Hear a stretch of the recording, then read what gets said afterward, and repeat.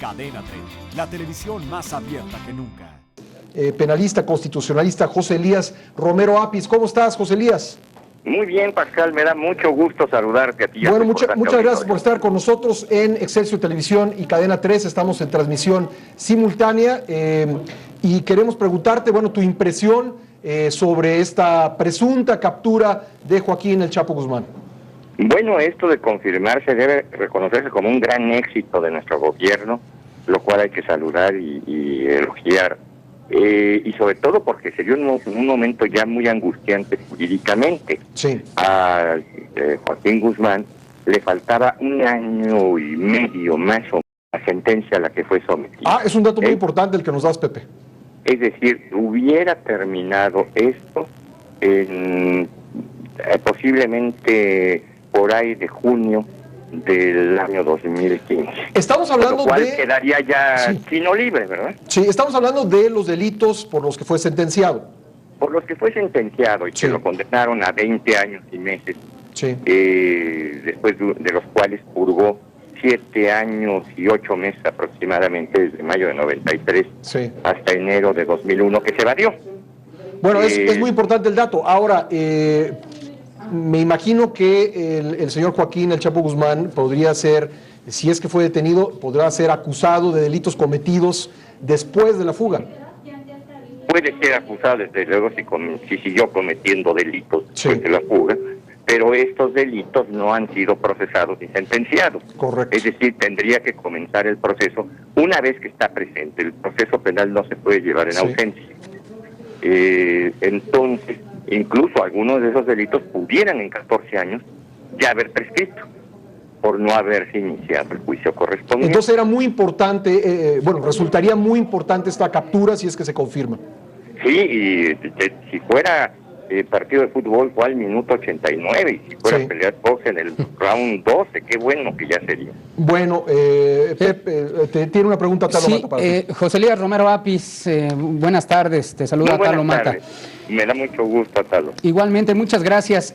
Preguntarte si era necesario para este gobierno un golpe de este tipo, sobre todo, pues ahora que se ha implementado una estrategia distinta al sexenio pasado, sobre todo en este tema de seguridad. Pues una buena siempre cae muy sabrosa a un pueblo tan necesitado de buenas noticias como somos los mexicanos. Así que yo creo que de confirmarse será un sábado gozoso para la salud pública de la República, ¿verdad? Pepe, tú como especialista y con tu experiencia en materia de procuración de justicia, ¿cuáles eran los retos de capturar a este hombre? Digamos, sabemos, tenemos información de que muchas veces estuvo a punto de capturarlo, pero que había logrado evadirse. ¿Cuáles serían los retos? ¿Qué retos enfrentaba la autoridad en la búsqueda de este fugitivo? El reto fundamental es que era un delincuente muy buscado por varias razones. La primera, porque era un jefe de una organización delincuencial de las más importantes del país y de las más importantes del continente. En segundo lugar, porque participó en un hecho muy lamentable para la vida mexicana, como fue el homicidio del cardenal Posadas y de otras 4 o 5 personas en el aeropuerto de Guadalajara en mayo de 1993. En tercer lugar, porque fue muy difícil su captura después de una evasión muy eficiente de él. Tuvo que ser capturado en país distinto, no fue capturado en México, traído a México, sometido a juicio, sentenciado, sometido a un penal de alta seguridad que dejó en evidencia la alta seguridad mexicana, ¿verdad? Por lo menos la alta seguridad mexicana de esos tiempos, y se ha dicho de esos sexenios. Por cierto, Hago la aclaración que en otros sexenios no se les juzgaban los presos así. Déjame interrumpirte porque es interesante que la persona que se encargó en Guatemala de la captura en aquella ocasión de Joaquín El Chapo Guzmán es ni más ni menos que el actual presidente de la República de Guatemala. Caray, bueno, ese es un dato que yo desconocía, pero es bien importante también para él, y compartiremos con él también los méritos morales de esa captura. Pepe, hace un momento platicábamos Pascal y yo con el teleauditorio de Excelsior Televisión acerca de la pertinencia o no. Ahora ya sabemos que hay límites para mostrar el rostro de los delincuentes. ¿Qué tan importante sería que las autoridades mexicanas mostraran el rostro del Chapo Guzmán para hacer más verídico este asunto, esta detención, ¿no? Yo creo que es muy importante, y quienes hemos postulado y el gobierno nos ha escuchado, que no se viole la dignidad de los procesados, ¿verdad? Que se viole su libertad, que se castigue su libertad, pero no su dignidad. Lo único que hemos pedido no es que no se les presente, sino que no se les presente encadenados, que no se les presente enjaulados, que no se les presente vejados, ¿verdad? Como un ser humano, ¿verdad? Bueno, incluso eso, Pepe, ha sido tema porque en fotografías y videos que hemos conocido de algunos detenidos, ha habido diferencias, ha habido detenidos que han ido esposados, digo, todos por supuesto rodeados de miembros de la policía o de las Fuerzas Armadas, pero en algunas ocasiones se les ha presentado esposados y en otras ocasiones no. ¿Qué opinas tú al respecto? En alguna época se les presentaba esposados, sí. En otra época se les presentaba pues hasta agredidos físicamente. Sí, sí lo recordamos. En fin, claro, debo hacer una aclaración muy importante para este caso. En muchas ocasiones hablamos por los detenidos que son presentados en esas condiciones porque no han sido sometidos a un proceso todavía. No está declarada su culpabilidad. Claro. El caso de Joaquín Guzmán es distinto. Es un prófugo de la justicia.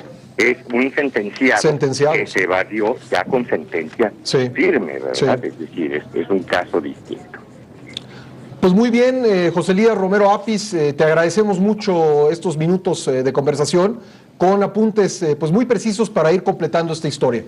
Siguen muchos aspectos jurídicos que ya los iremos comentando conforme se vayan dando las posibles extradiciones, los traslados a otros países o la acumulación de procesos mexicanos y extranjeros. Por cierto, déjame hacerte una última pregunta en ese sentido. Durante mucho tiempo la extradición de México a Estados Unidos era un tabú.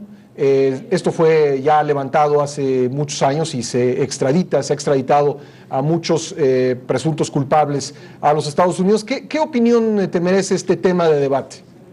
Bueno, la primera distinción es si se les extradita por delitos cometidos en el otro país, es una cosa muy pulcra.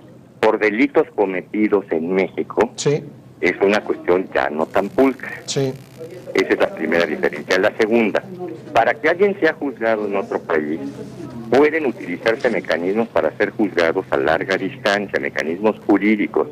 Tenemos tratados muy importantes desde hace 20 o 30 años con los Estados Unidos de América, que son de los tratados más complicados. El Tratado de Asistencia Jurídica Mutua nos llevó 11 años de negociaciones entre ambos países. Es un alarde de técnica jurídica ese tratado y puede utilizarse para no extraditar, sino simplemente para juzgar a alguien en país distinto, con todos los requisitos constitucionales. En fin, hay una serie de formas.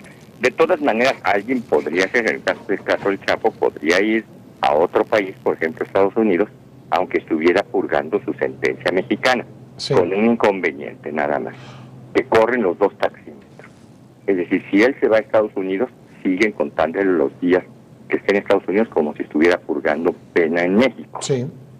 La buena noticia es que con esta detención, si se confirma la del día de hoy, hay una interrupción de la prescripción, es decir, borrón y cuenta nueva. Los 14 o 15 años que le faltaban vuelven a comenzar este día. Vuelven a comenzar este día. Vuelven a comenzar, sí. Entiendo. Si no lo agarrábamos, faltaba 1 año y meses. Pero detenido, vuelve a comenzar. Es decir, parte de los 7 y fracción que ya estaban purgados. Esos ya se le cuentan, pero le faltan como 14. ¿Hay un castigo adicional por la fuga? No hay un castigo. No hay un castigo. Hay algunas reglas de incremento de la prescripción, pero la pena no se incrementa. La pena no se incrementa. No se El interesa. castigo ya sería como volver a repetir los años, ¿no? No los 7 ya purgados, Sí. pero sí todos los que le faltan. De acuerdo, de acuerdo.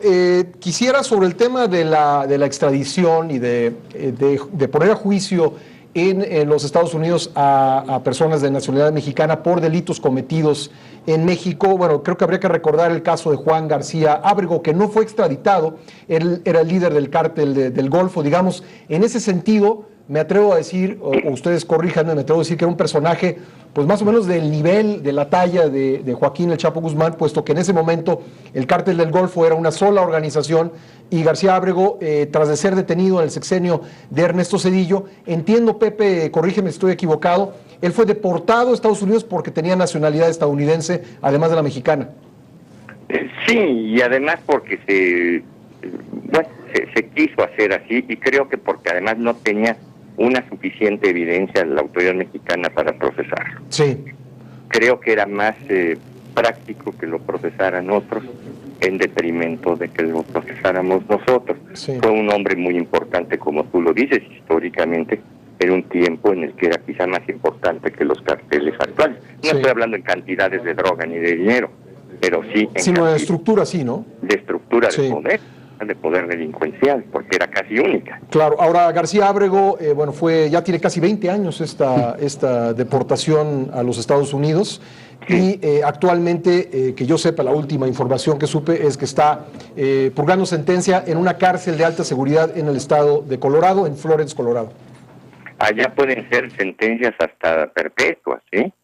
Que son muy, muy largas, son sentencias de 85 años, ¿verdad? Que, bueno, se vuelven perpetuas mientras no vivamos 150 años los humanos. Pues sí, mi querido Pepe.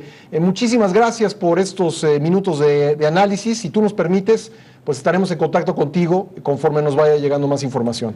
Muchas gracias, Pascal. Gusto en saludarte, Atalo, y felicidades. Hasta luego, Pepe, gracias. Suscríbete a nuestro canal de YouTube para que siempre estés informado de las últimas noticias de México y el mundo. Empieza ahora mismo dándole clic a estos videos.